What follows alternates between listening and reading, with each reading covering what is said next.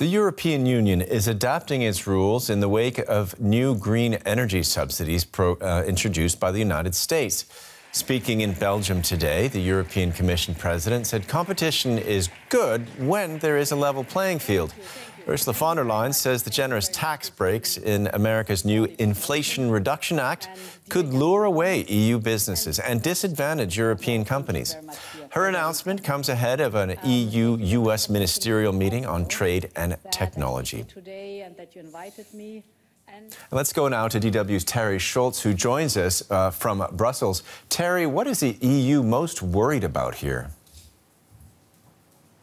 Well, on the face of it, Nick, it sounds great that the U.S. would be putting 400 billion euros, more than 400 billion euros, in fact, into environmentally friendly processes and products. But the problem for Europe is that a lot of these measures in the Inflation Reduction Act are aimed at boosting domestic production for U.S. companies. And that, of course, could put Europe at a disadvantage. And there's a lot of worry over this. And what Ursula von der Leyen is saying is that the EU needs to rebalance the playing field. She laid out in this speech in Bruges that the EU needs to become more assertive in its policies and not let the United States take advantage of it. At the same time, the president said that she's very much urging cooperation over confrontation. But I'm telling you that nerves are so frayed over this IRA that the head of the European Parliament's Trade Committee said today that he believes the IRA rises to the level of the EU needing to file a complaint at the World Trade Organization. So certainly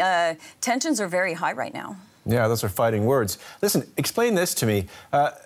Ursula von der Leyen was saying that the U.S. could lure investors, European investors, away with its green policy. So why can't the EU match these subsidies to, move its own goalposts?